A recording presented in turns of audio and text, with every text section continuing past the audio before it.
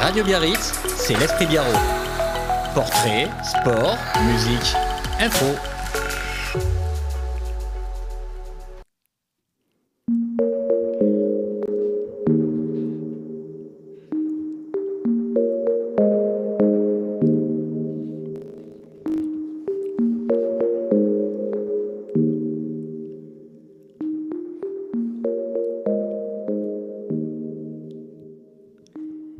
Et bonjour chers auditeurs, chères auditrices de Radio Biarritz, bienvenue dans cette émission.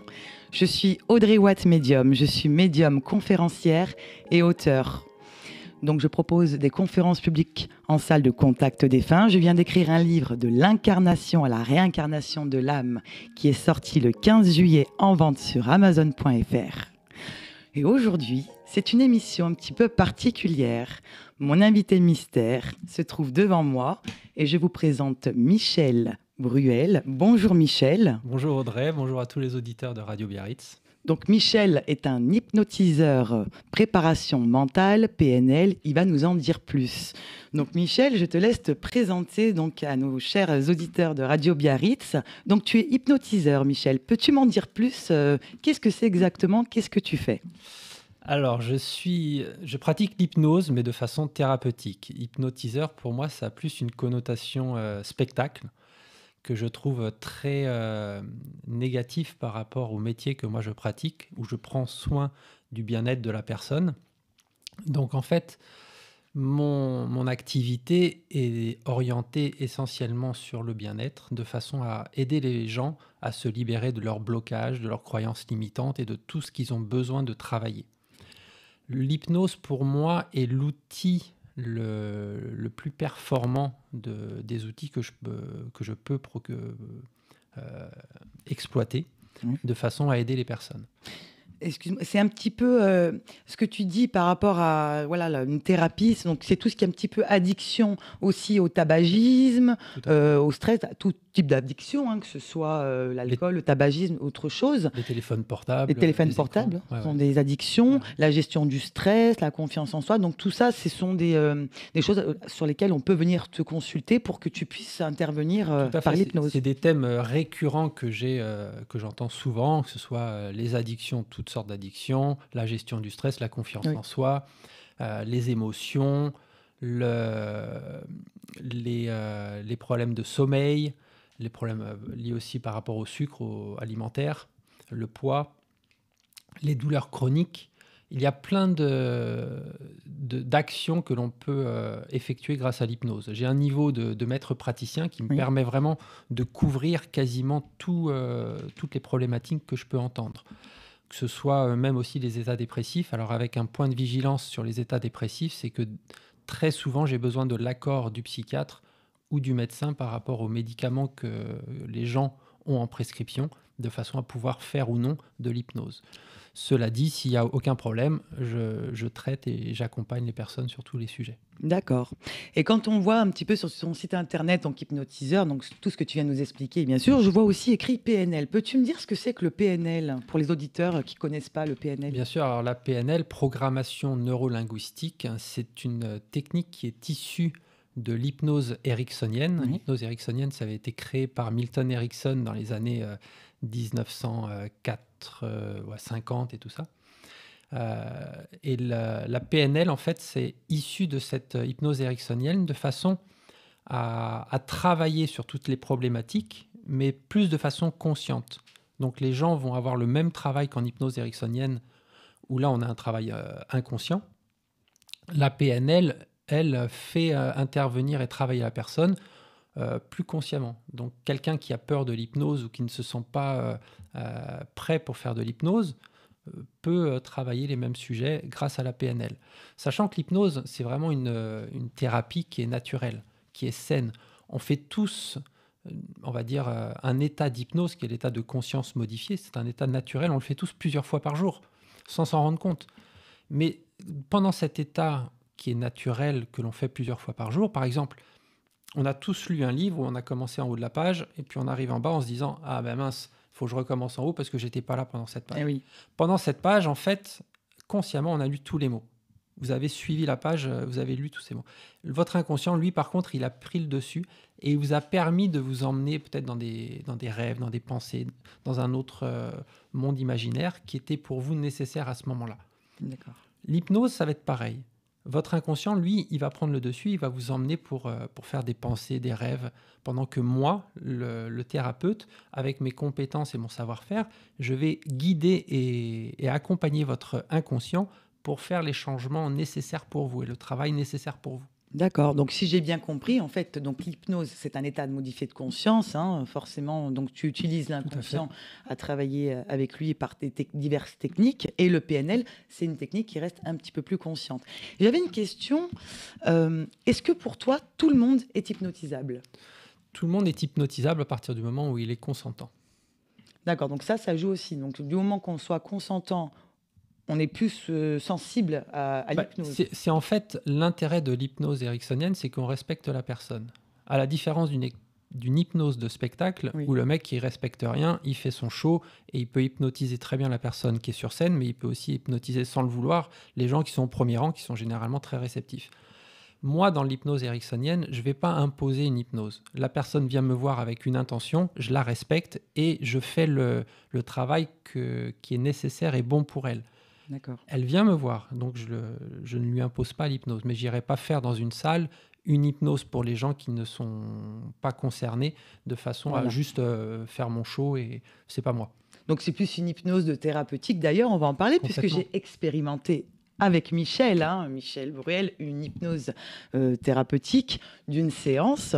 J'aimerais bien que tu m'expliques, parce que moi, bon, j'ai fait la séance, donc automatiquement, je peux parler. Oui, je suis restée consciente quand même. J'avais le sentiment de rester quand même consciente à un certain moment donné. J'aimerais bien que tu expliques aux auditeurs parce que, effectivement, vers la fin, une fois que tu as fait le travail sur moi, là, j'étais en semi-conscience. Toi, donc, qui étais présent avec moi, j'aimerais bien que tu expliques qu'est-ce que tu as fait sur moi, quelle technique tu as utilisée, qu'est-ce que tu as, comment tu as travaillé et qu'est-ce qu'il en ressort en fait.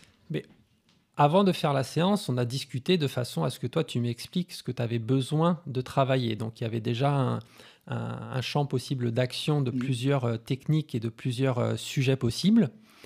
Au travers de ces sujets, moi, je t'ai présenté chacune des techniques de façon à voir laquelle te corresponde le plus, laquelle te résonnait.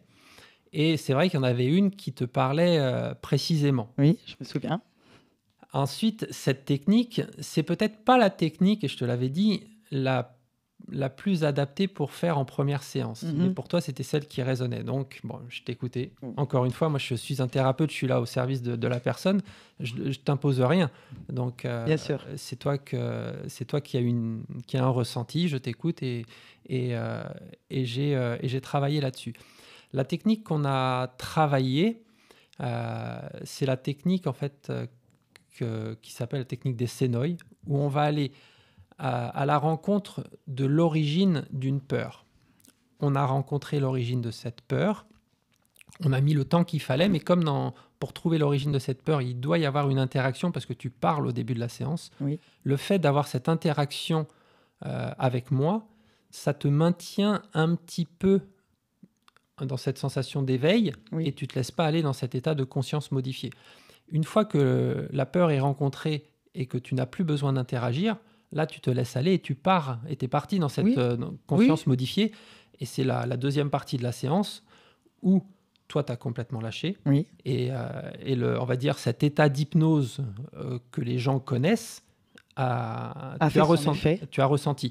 Mais même avant, dans le début de la séance, même si tu avais cette impression de parler et de ne pas être dans cet état d'hypnose... Oui, j'avais l'impression d'être vraiment conscient de maîtriser tout. Pourtant, tout ce que tu voyais, c'était grâce à ton inconscient et il y avait quand même le travail qui était effectif. Et oui, et c'est vrai que ça, je tiens à le dire, parce qu'une fois que tu as fait ce travail-là, je sais que tu as parlé, mais je suis partie. Je sais que je suis partie. Je t'entendais, mais pas assez pour être consciente de ce que j'entendais. Et au moment où il me demande de me réveiller, c'est comme si c'était compliqué de me dire, mais déjà, c'est fini. Donc, c'est vrai qu'à ce moment-là, je ne suis pas capable de te dire ce que tu m'as dit. Donc, tu as dû parler, tu as dû me donner des phrases importantes que mon inconscient va se rappeler. C'est l'intérêt de l'hypnose ericksonienne. C'est que vous êtes là sans être là. Vous écoutez sans écouter. Votre conscient, il y a une partie de vous qui est consciente, qui peut écouter, mais de toute façon, elle n'a pas les clés pour faire le travail que je vais vous demander de faire à votre inconscient. Votre inconscient, lui, il a toutes les clés nécessaires. Même si vous avez cette impression, parce que ça reste qu'une impression de ne pas écouter, vous entendez tout. Et il y a même des vidéos sur mon Insta où je vous explique un peu ces différents états de conscience modifiés, ces différentes ressentis aussi que l'on peut avoir pendant un état d'hypnose. Et là, en fait, même si tu as cette impression, ton inconscient, il entend tout et il fait tout le travail. Toi, tu dis que tu n'as rien entendu et pourtant, quand je te demande de revenir à la réalité, tu as réouvert les yeux à ce moment-là. Sinon, si effectivement tu n'entendais rien, jamais j'aurais pu te demander de revenir. Tu t'es adressé à mon inconscient. À la personne tout entière. Voilà, exactement. Donc là, ce que tu viens de nous dire par rapport à tout ça, tu l'expliques dans certaines vidéos. On peut voir ça sur tes réseaux, sur Instagram par exemple ou on peut tout voir sur Instagram. Ce que j'apprécie avec Instagram, c'est que ça me permet, dans un premier temps, d'expliquer mes pratiques, d'expliquer aussi chacune des techniques que je peux utiliser. J'en ai beaucoup à disposition, de façon un peu à démystifier qu'est-ce que c'est que l'hypnose. Beaucoup de gens ont peur de l'hypnose, ça les freine, et pourtant c'est hyper aidant. Et le fait d'expliquer, de rassurer les gens sur ce qui va se passer pendant telle ou telle technique, les gens vont se sentir déjà un peu plus rassurés parce qu'ils savent ce que moi je vais mettre en place. Ça, ce n'est plus un mystère. C'est aussi ce que je fais avant chaque séance, de façon à rassurer la personne dans ce qui va se passer dans la séance, de façon à être sûr que ça va résonner en elle, être sûr que aujourd'hui c'est ce qui lui correspond. Peut-être que quelqu'un vient aujourd'hui me voir en séance et s'est programmé de travailler le stress. Sauf que à ce moment-là, elle ressent qu'elle a des problèmes de sommeil et que le sommeil, pour elle, c'est plus important que le stress. Au jour J que le stress. Et dans ces cas-là, moi, je vais m'adapter et je vais travailler le sommeil. Oui, parce que c'est vrai que quand on parle de l'hypnose, les personnes qui connaissent l'hypnose ou qui ne connaissent pas forcément l'hypnose, qu'est-ce qu'on entend par hypnose? On voit tout de suite mesmer, spectacle. Donc, c'est deux choses différentes. Michel Bruel, lui, c'est vraiment l'hypnose thérapeutique. D'ailleurs, je voudrais revenir par rapport à... Parce que j'ai fait un petit tour sur ton site. Déjà, si vous voulez vous intéresser sur le site de Michel, vous pouvez directement vous connecter. Donc, j'ai son site sous les yeux, c'est michel@hypnose-mental64.com. Et j'ai pu voir, Michel, donc, comme j'ai dit tout à l'heure, où tu pouvais travailler les addictions, les gestions du stress. C'est vrai qu'aujourd'hui, l'addiction du tabac, d'ailleurs, un jour, peut-être que je vais suivre une thérapie avec toi parce que c'est quand même difficile d'arrêter de fumer. Pour toi, penses-tu qu'une seule séance suffirait ou il faudrait plusieurs séances pour cela? Il faut plusieurs séances. Tout d'abord parce que une addiction, c'est une conséquence de ce qui s'est passé dans ta vie. Moi, j'ai besoin et je préfère travailler les causes avant d'aller travailler la conséquence. Donc, il y a tout un travail préparatif à effectuer pour une addiction avant d'aller faire la séance d'arrêt. La séance d'arrêt se fait comme elle doit se faire, mais elle doit se faire après tout ce travail de préparation qui est hyper important. Le travail de préparation est propre à chacun.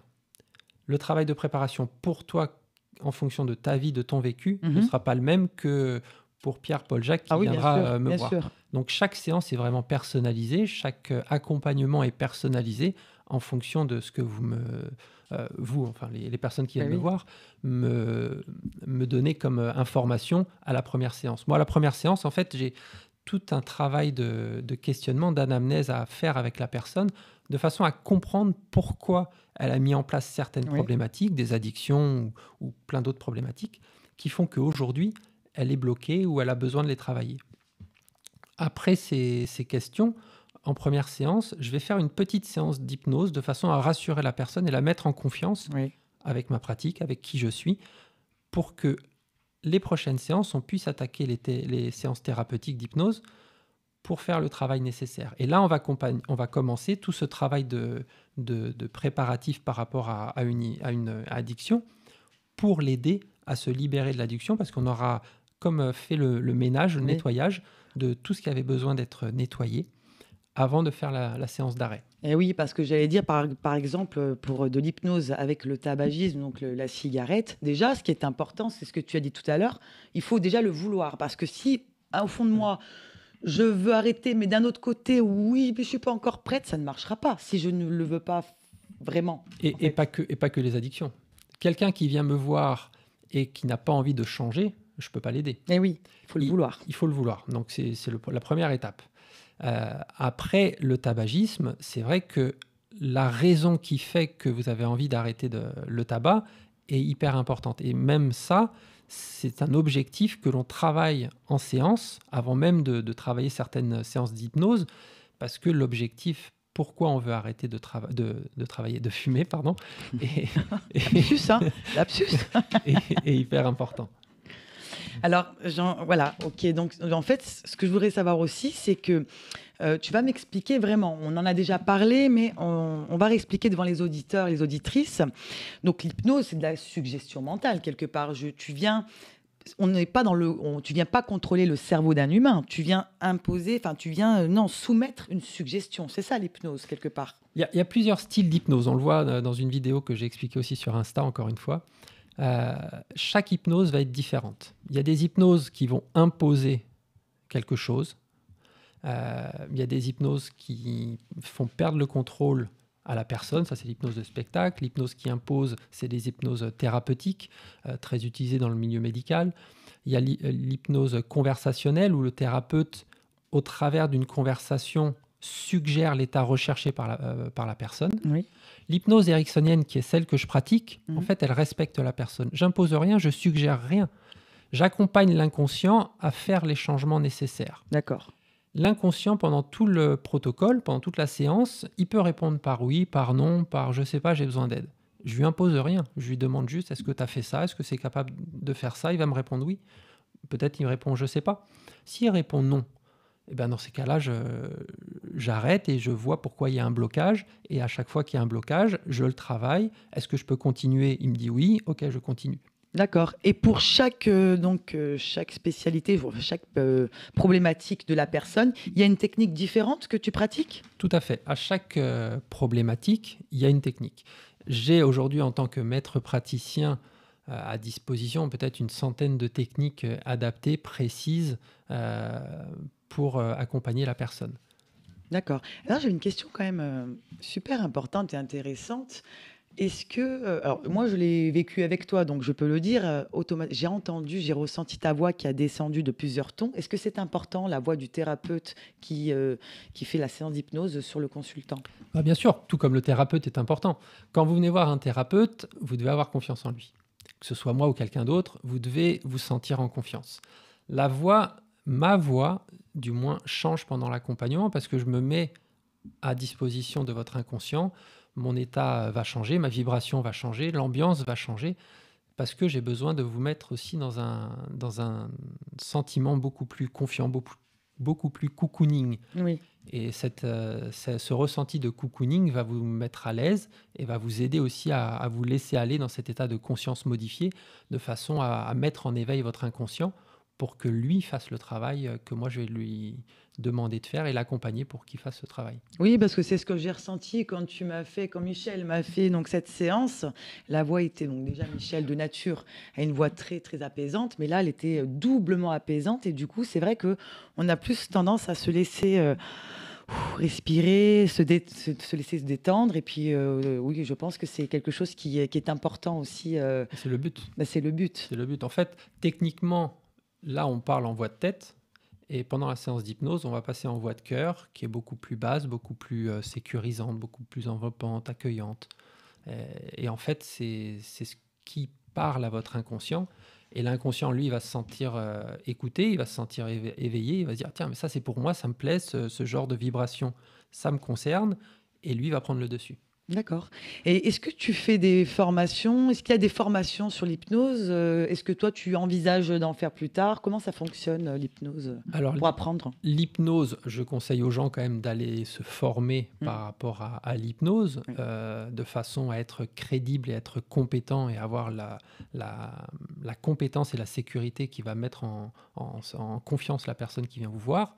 Il faut toujours faire attention à qui vous allez voir et ce qu'il propose. Ensuite, personnellement, pour l'instant, je ne fais pas encore de formation. Évidemment, j'ai été formé moi-même bien avant, hein, en Bien hypnose sûr. ericksonienne, mais je ne fais pas encore de formation. C'est dans ma tête, mais pas pour l'instant. Et l'hypnose, on a un diplôme? On est diplômé d'hypnose? Tout le monde peut faire de l'hypnose ou Tout le Oui. monde peut faire de l'hypnose. J'ai été diplômé, donc si j'y suis arrivé, tout le monde peut le faire aussi. Encore une fois, moi je suis diplômé en tant que maître praticien, qui est le niveau le plus haut dans l'hypnose Oui. ericksonienne. Et c'est faisable. Il y a plusieurs centres de formation un peu partout en France, donc accessible à tout le monde. À partir du moment où on en a envie et qu'on veut explorer et découvrir ce milieu, c'est accessible à tout le monde. Mais comme tu as dit tout à l'heure, donc en fait, du coup, il y a quand même plusieurs styles d'hypnose. Toi, c'est vraiment l'hypnose thérapeutique. L'hypnose Parce qu'il y ericksonienne. a, est-ce que tu peux nous citer les formes d'hypnose qui peut y avoir? Donc, le spectacle comme Mesmer, tout le monde connaît Mesmer. Et qu'est-ce qu'il y a d'autre comme hypnose? Donc encore une fois, comme je l'ai dit tout à l'heure, il y a l'hypnose de spectacle que Mm. tout le monde a vu à la télé, Oui, où vous perdez le contrôle. C'est juste là pour vous faire rire d'accord. et il n'y a aucun respect. L'hypnose thérapeutique qu'on voit, traditionnelle, que l'on voit très souvent dans le milieu médical, Oui. où le thérapeute a besoin d'une transe, donc un état de conscience modifié très profond, Oui. de façon à vous imposer un état. C'est très souvent quand il y a des membres peut-être cassés ou qu'il a besoin d'une opération J'allais en parler rapide. justement. La personne doit perdre la sensation de son bras, par exemple, pour qu'il y ait une intervention. Le thérapeute impose à la personne rapidement de perdre le contrôle et de plus sentir son bras. L'hypnose conversationnelle aussi, où au travers de la conversation, le thérapeute induit un message pour aller vers un état recherché par la personne. Vous avez un manque de confiance, et en fait le thérapeute, au travers de sa conversation, il va induire que vous avez la confiance. Il impose. Il ne respecte pas, il impose quelque chose. Mais qu'est-ce qui fait que votre inconscient est OK ou pas avec cette, Ah oui. cette suggestion? On ne le sait pas. L'hypnose ericksonienne, elle respecte vraiment la personne. D'autant que moi, je suis là pour respecter la personne, je ne lui impose rien. Et au travers de la technique, même si le but est que la personne retrouve sa confiance en soi, moi, je vais être plus respectueuse. Je vais demander peut-être à votre inconscient déjà d'aller rechercher dans votre vie 3 moments de votre vie où vous aviez confiance en vous. En fait, on part du principe, Milton Erickson, le créateur, partait du principe que votre inconscient et vous, donc, vous avez en vous toutes les ressources nécessaires à votre bien-être. Donc, la confiance, vous l'avez eue à un moment. Et à plein de moments même. Donc, je demande à votre inconscient de retrouver 3 moments de votre vie où vous aviez confiance en vous. Il va me dire oui, j'ai. Ok, maintenant tu peux récupérer ces ressources. Oui. Est-ce que tu peux mettre à disposition ces ressources au niveau conscient? Oui. Ok. Et est-ce que tu peux le faire maintenant? Oui. Je le respecte, je lui impose pas, je lui demande juste d'interagir avec moi de façon à faire le travail nécessaire pour la personne. Il sait le faire. Et oui, finalement, c'est ce que j'allais dire. Oui, tu viens de le dire, c'est justement toi, tu fais un premier travail. En fait, c'est comme si tu ouvrais la porte, mais en fait, c'est le consultant lui-même qui fait le plus gros travail. C'est la personne qui fait tout le travail. C'est le Moi, but. je l'accompagne et à aller vers son état désiré, mais c'est lui qui a toutes les clés nécessaires. Moi, avec mon savoir-faire, je guide son inconscient pour que lui fasse les changements qui sont nécessaires pour lui. Je ne lui impose rien à aucun moment. Et oui, parce que là, j'ai ta carte donc sous mes yeux, donc on peut voir diverses problématiques que Michel peut aider et accompagner le consultant, toutes les peurs, les phobies, les comportements, les croyances limitantes, les ancrages d'indécision, la concentration, la gestion des émotions, chose importante. On a tous quelque chose, une problématique qu'on a envie d'aller travailler. Et Michel, lui, par ses techniques et ses pratiques, peut nous aider. Donc, est-ce qu'il y a pour toi, par rapport à tout ce que tu pratiques, une des techniques ou une des pratiques ou une des problématiques qui mettra plus de temps que les autres et celle qui mettra moins de temps? Est-ce que tu penses que tu peux jauger un petit peu? L'avantage de l'hypnose ericksonienne, c'est que c'est une thérapie brève.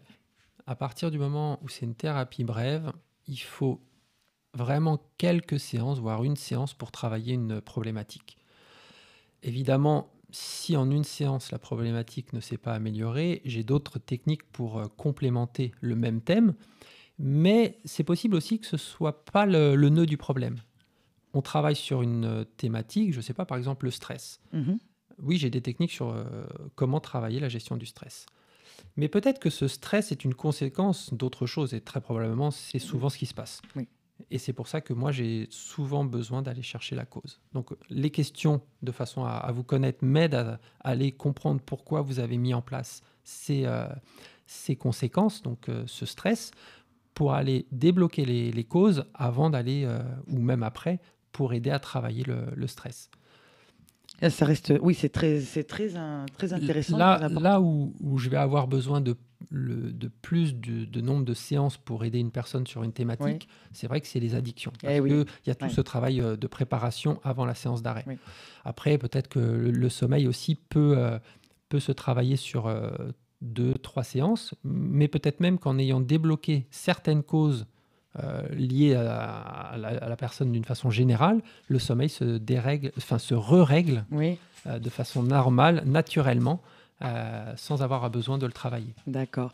Et en fait, ce que je voulais savoir aussi, c'est est-ce que tu mélanges, tu associes le PNL et l'hypnose en une pratique, ou c'est deux choses différentes? Soit tu utilises l'une technique, soit c'est l'autre. À chaque fois, j'essaie de séparer les techniques, mais elles sont toutes complémentaires. L'hypnose, pour moi, est très performante, tout comme l'est la PNL, programmation neurolinguistique, tout comme la préparation mentale aussi. Oui. C'est des techniques qui vont se complémenter à des moments ou à d'autres moments. C'est sûr que quand je commence une séance d'hypnose, je reste 100% sur l'hypnose. Ou quand je commence une technique de PNL ou de préparation mentale, je reste à 100%. Mais mes compétences en tant qu'hypnothérapeute vont booster le travail que je vais faire en PNL ou en préparation mentale. Donc ça amplifie et ça augmente tout ce travail technique. Ah bah ça, c'est très intéressant. Donc, en fait, si on veut prendre rendez-vous avec toi, Michel, donc on va sur ton site internet, je répète, c'est michel@hypnose-du6 mental64.com. Donc, là-dessus, on a tes coordonnées, un petit peu tout. Mais j'avais une question avant de bientôt clôturer. Je voudrais que tu me parles de... En fait, on en a parlé tout à l'heure, de la différence exactement, si j'ai bien compris, pour voir si je me rappelle bien. Le PNL, c'est une technique plutôt... On est dans un état de conscience, on est conscient de la technique. Et l'hypnose, c'est plutôt un état de conscience modifié. Mais moi, si je viens te consulter... est-ce que tu vas pouvoir savoir quelle technique est adaptée à moi, à ma problématique? Bien sûr. Alors, comme tu l'as dit, la PNL, programmation neurolinguistique, on est plus de façon consciente. L'hypnose ericksonienne, on utilise l'inconscient à 100%. Cela dit, pour une même thématique, par exemple les peurs, les phobies, j'ai l'opportunité de le travailler soit avec la PNL, soit avec l'hypnose. Personnellement, j'ai une petite préférence sur la technique de PNL pour travailler les peurs et les phobies, parce que ça permet à la personne vraiment de comprendre consciemment pourquoi elle a mis en place cette peur. On ne naît pas avec une peur. Donc il y a un événement qui s'est passé dans votre vie. Très souvent, on l'oublie parce que à ce moment-là, on a eu très peur. C'était la première fois, il y avait un contexte et c'était même justifié. Sauf que la peur, après, elle se généralise et voire même elle augmente. Mais le fait de comprendre consciemment pourquoi on a mis en place et créé cette peur, à la personne, ça la rassure. Parce qu'aujourd'hui, avec son expérience, elle me dit en fait, il n'y a pas lieu d'avoir peur, quoi. Et ça l'aide énormément. D'accord. Si on fait le même travail au niveau de l'hypnose inconsciemment, la personne n'aura pas les mêmes réponses. Oui. Le résultat va être présent, mais elle n'aura pas ces réponses qui peuvent des fois l'intriguer. On peut travailler avec l'hypnose et la PNL quasiment beaucoup de techniques similaires. Après, ça va dépendre de moi, évidemment, de mes préférences, de ce que j'aime pratiquer, comment j'aime le faire. Ça dépend aussi du ressenti de la personne. Il y en a qui arrivent, ils savent ce qu'ils ont à travailler au niveau de la séance. ils se mettent dans le fauteuil, ils me disent vas-y, fais ton travail, moi je vais partir dans mon état de conscience modifié pour faire ma sieste, et ils me laissent travailler. Et il y en a d'autres qui sont plus qui ont plus envie de comprendre et pour qui la PNL peut les aider. D'accord. Et est-ce que tu envisages, dans un futur proche ou un petit peu plus lointain, est-ce que tu envisages de nouvelles formes, de nouvelles techniques à inclure dans ton activité autour de l'hypnose, de la PNL, ou tu vas rester plutôt vraiment axé sur l'hypnose thérapeutique telle qu'elle est, avec peut-être plus de formation, peut-être autre chose qui viendrait s'inclure dans ton activité? Pour l'instant, je trouve que l'hypnose ericksonienne, pour moi, me donne suffisamment d'outils et de moyens pour aider les gens. Je ne vois pas encore de limite à mon accompagnement qui me ferait aller chercher d'autres techniques supplémentaires, complémentaires. L'hypnose, pour moi, reste vraiment en haut de mes compétences et j'ai un champ d'action qui est énorme. Donc, pour l'instant, je ne me sens pas limité. Non, mais ça, c'est super. Donc, du coup, tu as ce soin thérapeutique, donc l'hypnose ericksonienne. C'est comme ça qu'on... Ericksonienne. Ericksonienne. Bon, le petit lapsus d'Audrey. Hein. Donc, ça, c'est quelque chose. Donc, c'est vraiment ton plus gros outil. Ouais. Hein. Et en PNL... C'est l'outil que je préfère utiliser. C'est celui où j'ai le plus de moyens et de compétences pour accompagner les gens. Et puis, il est bien complet, j'ai envie de dire. Oui, il est complet. Je l'explique sur mon site. Alors, encore une fois, c'est hypnose-mental64.com où il y a toutes les différences entre la PNL, l'hypnose et la préparation mentale ou le développement personnel. Tout est expliqué sur mon site. Eh bien, Michel Bruel, merci. Merci Audrey. Merci d'être venu sur Radio Biarritz. Chers auditeurs et auditrices, pour pouvoir contacter Michel, donc je te laisse donner ton site internet parce que j'ai pas mes lunettes. Alors... Donc le www.hypnose-mental64.com. Voilà, donc et vous sinon, avez sur Instagram aussi michel.hypnose-mental. Voilà, exactement. Vous pouvez trouver Michel sur Instagram, le contacter sur son site internet où il y a ses coordonnées. Et moi, je vous donne rendez-vous au mois d'août, le 21 août, si ma mémoire est bonne. Donc cette émission sera dédiée à la sortie de mon livre, De l'incarnation à la réincarnation de l'âme selon ma vision. Je vous parlerai de mon livre, de sa sortie, de qu'est-ce que je mets dans le livre, d'où m'est venue cette vision, comment j'ai procédé. Donc je vous donne rendez-vous bientôt sur le Radio Biarritz. Je vous remercie et je vous souhaite à tous et toutes une très bonne soirée. À bientôt. Au revoir.